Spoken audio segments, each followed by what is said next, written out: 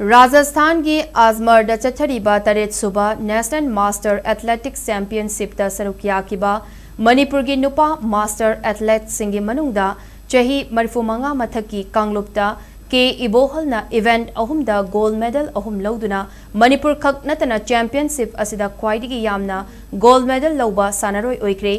N भानुपतिना Manipur team की ख्वाइदिगी नहा ओइना गोल्ड मेडल यामना लौबा एथलेट ओइकी महाकना चही कुंट्रागा मंगा मथकी कांगलुपता ग्रुप इवेंट अमा याउना गोल्ड मेडल मरी लौकी मणिपुर की मिपुम खुदिंगमकना निसादगी लापना लेदुना तिंजंग काइजंग दबा लमदम अमा ओहेलसी हाइना एथलेट अनि असिना पाउजल पिरकली हिरम असिगी मतंगदा SKTV न्यूज की चीफ रिपोर्टर कैट्रमेयुम प्रेमचांद अमदी वीडियो जर्नलिस्ट होदाम नीलचंद्रदगी पाउदम अमा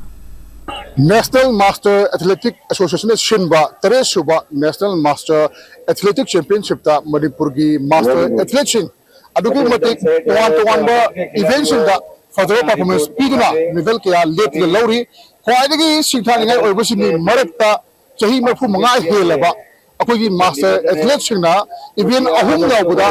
ahum gold medal lo phangba aduga naha singi marakta muk chahi kuthma mai mathaka so muk event se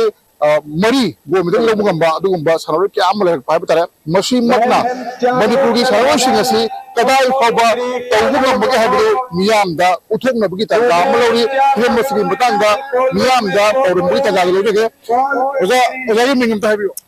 आइगे मिंगे वो कांगजम इबोल सिंग लेफमना हावो मरक चिंग थामलिका इम्फाल वेस्ट डिस्ट्रिक्ट तलैगे अरे मरुना अजा लोगी इवेंट से करी करी नो गोल्ड मेडल अहुम लौरे हाबगी पाउ फंजरे ताइब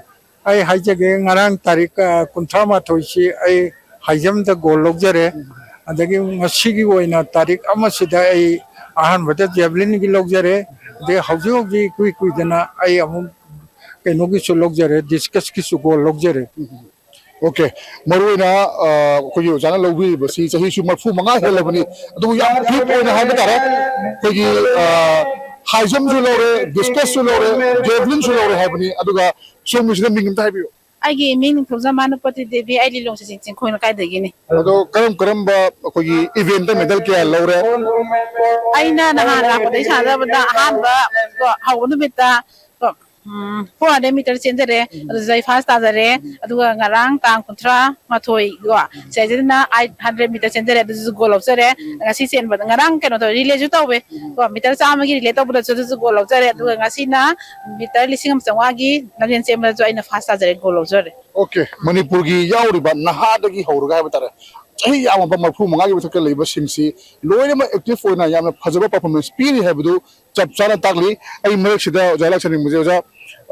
चाहे मरफु मंगा हेलबा हाइबसी मणिपुर दा नतना मणिपुर की पृथ्वी भम खुदिमक्ता युमदा पोथारगा लेनाबा मसा नुंगाइतबा सोंदबा मतम सिदा ओजाना सिगी फिबम सिदा असुक फिट ओइबगा लोना कोई इंडिया पुंबगी स्टेशन जामगमरपदा सुमाना माइ पाकप ngambase करम अरुणबा कोई ओजागी के लेबजानो हाय खमिंग बाइता अरुण म थोदो को लेजदे आई आहान म हाइजर द आई सि निशा म स खंगजरते पोपते होजु फाउद निशा म स खंगद बाइ ताय आई सुपर पेजदे अदगी अतोपम न आई होजी आई की चांग नाइना साजे लैतोजे अदगी को आई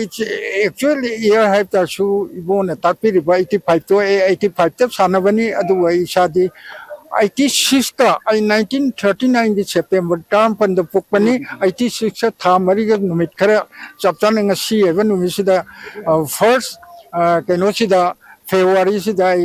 86 4 months some days अदुमाइना लेरमने मो अदु मसे चाव थकप याम इमुंग मनुंग लिंगना खोतना का याम फजन चार पंत नॉर्वेन दाइ सिदा आइना कितंग आइसे करि आइता मिते यसेंग मने पुक्सी चाकना नोइबा चाकतना चाय याउदब द पराक तारे चाकती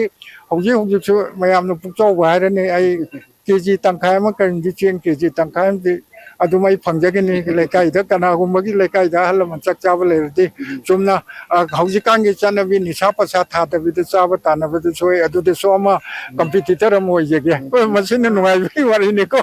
ओके आई यामना खुरा फिट ओइ भाइबसी से यामना पाउद का सो बतारे आई चचरीबा नियम नीति अदुगा निशादगी याम लापना लेबा हे angang oirapdagina ahal oi phawbusini samna sizinadaba masigumba mayamsina maram oraga plus sanabasi hapsalakana yamna fit one lei haibni duga somgina kamai tobibano haibri naha oibasingi marakta tonga tonga be session so loi laini hana national thara sanaraba kangbu bawdo mayam laini madugi maraktagi lawbirapase karamba secret lebibage karamba hone birapage secret haibabu ai nungtigi chang nai na khara khara du yum dum practice tok jai ba asina maram oi ragai pass adara pani ba maran ni hona da batara di mai pak pasi purak de ba adu nai di nungtigi chang nai na hona basina nungtigi chang nai sajen to basina mai paki lambi da purai hai basi sim da hamjage adu aroi da hagula iba singchida hai bata manipur gi rupi ju mungaro rupa ju mungaro hagula iba singchida kari message pini message se akoi punna haksang phana lebina si ko ana e yaudana nungai ai phana ba haksang pha ba hai basina mi oi bagi lan ni haksang pha da bata di phana yam sin pai bata rasu hai di nungai ba jangam ni dana aduna haksang phana lebina ba ki doke la hawari ban ham yam se tan da bidda phajana sajen tongna lebina se hai jani ado jara hawroi manipur gi mirol da karam message pibili aina ahmada hajani musi ai khoi naha oringa jadi heli juel kaina hakchang phabal lanni se masi karinta khangam de ahal oiraga khange ahal oibada hakchang chengna phabai sing mayam da noi pen badugi wanate ko chengna leiba amasung ai ti siska tha ahumadi suruba ayang na masida ka thokjarapagi nungaiba karoi lekai mari manga dudka aina thorakpada aina chaisu ka paidin tingna sanaba khumala pakcha tuini kaina bek ama yala thorakpasna mayam ai peka yenga ka astada pura as koina sida chaisu paire khuranu masida to ojana si thopira pajam madudai nungaidra chumna ka contact tawge tawrama ba boi tingkhala chaline farfar chaline wakal se nungaidna ba madugini aina aroi bata icha sing kari sing tungi haurai ba miron da haje da woi bu ni sai bi sanbi tuna ni sa sim du sok pi da ba aduga hogi iche chen icha sing da su nupi sing da yamna ka jarda kaini masida chanaroi ke atu su masi chabai hulam jabagi nati yam loi musimo tu tele ni sai ba ja se from the yard chaba thakpi no ai chaba tak chate e voi to bi ba sanage na kan bi de sanaraga kari ama ma sanabaga mari lenda da sopi da ba adagi nungai ba na ai hoji yumda babu mamang aina so kainom so mapan yaw je de an ne na babu mamang jai barabar phang ai paisa thabi rak tor de babu mamang ho jore paisa thabo babu mamang paisa ke de tere so mamang tan do ai adu bi jane bi si do pam je de ai na tor ga tanai padra pam adu ai paisa lok de mayam waro bi ne ko ne jumbu da ai thang ga pam ne ai de so ai masi chana bi si pam je de adu ai de hoji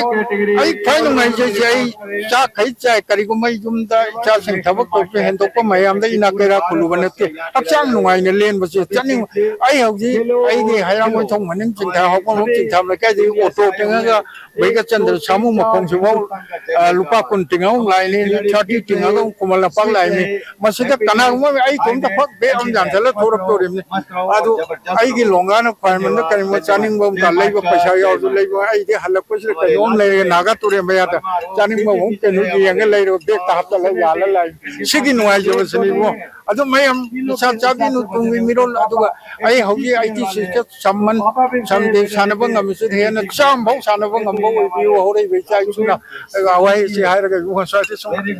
amna fajabo jagi wai haiba tare ko gi leiri pa nawo si manipur se ko gi drug ki lang na thugur haiba gi yamna chauna nunang bo su leiri bani waron drugs haiba gi adu ba thawung sing kya ma su thari bani masagi marakta akoina karam na chang fana ayeng sahi chama fawa punchi na chumba national gi na changam na ba sida mana mathum lo ngam na bagi dama amadi afa ko na ma oina bagi dama direct gi yamna lag na leisi haksang pana leisi haiba paujel si akogi manipur gi naha oiba amadi ahal oreba master education chingna manipur miyam da paujel piri kena person listen to from juri bai ketrimayum premchan SKTV news Ajmer Rajasthan